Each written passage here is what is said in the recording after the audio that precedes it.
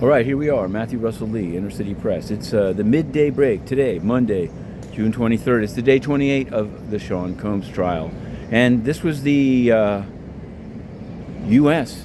Basically has rested its case, although they didn't use the magic words. They said no further questions. They questioned this agent Cerciello for the entire morning. And at first it was hard to figure out. It just seemed very scattershot, and read this message, read that message, and the public screens were turned off so you couldn't see the video, not just the videos, but even the exhibits, because they hadn't somehow taken the time to redact or Jane's real name.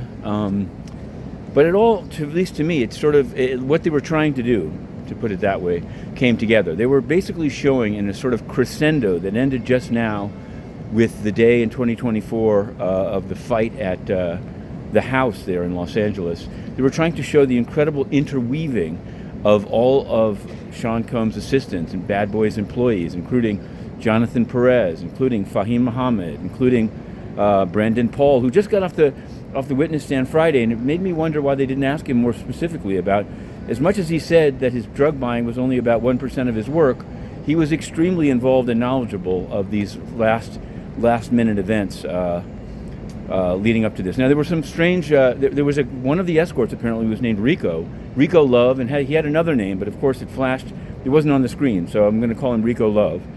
There was a reference to SwipeDiddler that some people took an interest in. Turns out that SwipeDiddler appears to have been a Venmo handle for Combs. SwipeDiddler. What else do we have? There's a lot of moving parts here.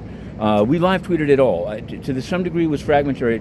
I don't know what to say about it, except that it's difficult when things are being read extremely fast. At the end, AUSA Maureen Comey kind of laughed and said that the judge had asked her to speed it up, and so she had. So there were speed-read exhibits between her and Cerciello, with them playing parts, playing Jane, playing Christina Coram. At various points, like Sean Combs said, bring me X number of bottles of baby oil to the door, and the cash, and his phone. They've left the jury with a picture of an organization, of at least of an entire system of personal assistance, very much in the know of what was taking place with Jane and the travel arrangements for the escorts. We'll see. I think when we go back in, we're going to have a Rule 29 motion, which is to say there's not enough evidence here. Then we're going to have a defense case, and they say that the closings will be on Thursday. So we'll be covering it to the end. Inner City Press, on the case, to be continued.